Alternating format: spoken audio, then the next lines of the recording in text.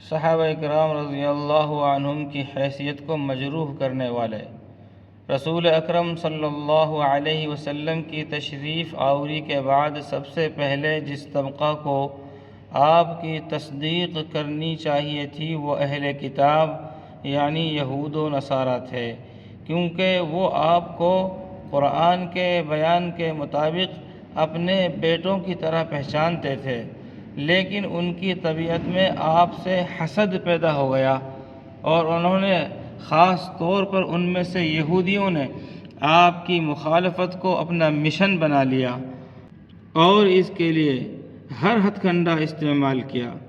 آپ صلی اللہ علیہ وسلم کی وفات کے بعد انہوں نے اسلام کو مٹانے کے راستے تلاش کرنے شروع کیے۔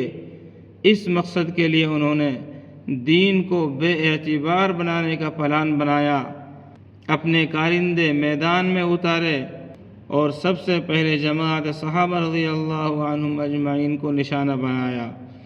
پھر اپنے منصوبہ کو کامیاب کرنے کے لیے بڑی چالاکی کے ساتھ محبت اہل بیت کا سہارا لیا اور اس خوشنما عنوان کے تحت تفریق و انتشار کی مہم چلائی۔